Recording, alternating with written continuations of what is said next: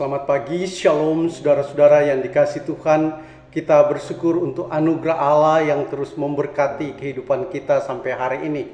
Pagi ini kembali kita akan merenungkan satu bagian firman Tuhan yang diambil dari surat Kolose pasal 1 ayat 1 hingga yang ke-14.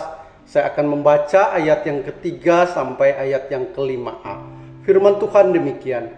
Kami selalu mengucap syukur kepada Allah Bapa Tuhan kita Yesus Kristus setiap kali kami berdoa untuk kamu, karena kami telah mendengar tentang imanmu dalam Kristus Yesus dan tentang kasihmu terhadap semua orang kudus, oleh karena pengharapan yang disediakan bagi kamu di surga. Tema renungan kita hari ini, kami berdoa untukmu. Saudara-saudara yang dikasihi Tuhan, berdoa adalah bagian yang tidak dapat dipisahkan dari kehidupan kita sebagai anak-anak Tuhan. Doa merupakan sarana bagi kita untuk berelasi dengan Allah. Melalui doa kita dapat berbicara, kita dapat menyembah, kita dapat bersyukur, dan kita dapat memohon kepada Allah. Nah saudara, pertanyaannya adalah di dalam doa-doa kita, apa yang kita doakan? Apakah doa yang kita panjatkan hanya berkaitan dengan diri kita sendiri atau hal yang lain? Rasul Paulus dalam suratnya di Kolose yang menyampaikan bahwa dia dengan Timotius selalu bersyukur setiap kali mengingat di dalam doa mengenai kondisi jemaat di Kolose. Menariknya bahwa Paulus dan Timotius mereka bersyukur dan berdoa untuk jemaat Kolose ketika Rasul Paulus itu berada di dalam penjara, dalam kondisi yang tidak memungkinkan untuk berdoa. Tetapi di situ dia berdoa bukan untuk dirinya sendiri, tetapi dia berdoa untuk orang lain. Dia berdoa untuk jemaat Kolose. Apa yang didoakan oleh Rasul Paulus kepada jemaat Kolose? Yang didoakan agar orang-orang Kolose, jemaat Kolose, mereka bertumbuh di dalam iman mereka.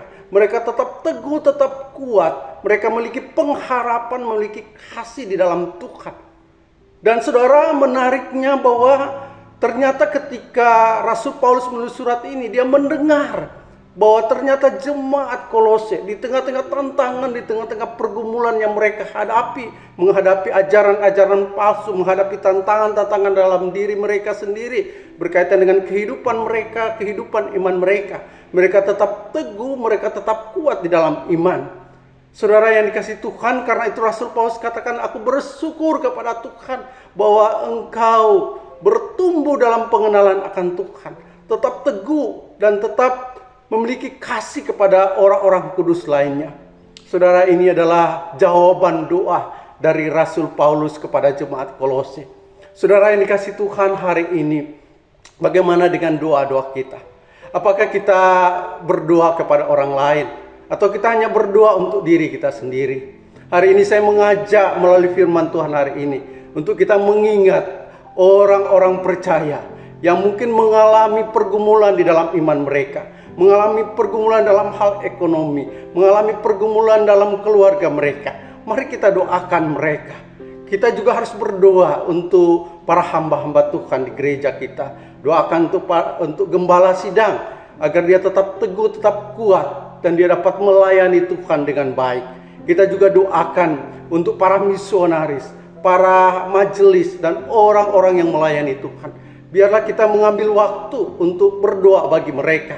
Kita percaya doa orang benar, doa orang yang sungguh-sungguh mendoakan, maka kuasanya sangat besar. Kita membutuhkan orang-orang yang mau berdoa hari ini. Bukan hanya berdoa untuk diri sendiri, tetapi juga berdoa untuk pelayanan, berdoa bagi orang lain. Kiranya Tuhan memberkati kita semua. Hari ini saya mau berdoa untuk saudara, dan saudara juga harus berdoa bagi saya sebagai hamba Tuhan dan hamba Tuhan lainnya. Mari kita berdoa.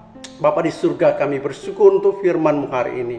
Biarlah firman ini terus meneguhkan, menguatkan kami, dan menegur kami untuk terus berdoa. Bukan saja untuk kepentingan diri sendiri, tetapi juga berdoa untuk orang lain. Berdoa untuk pekerjaan Tuhan, untuk pelayanan kepada Tuhan. Di dalam nama Tuhan Yesus kami berdoa. Amin.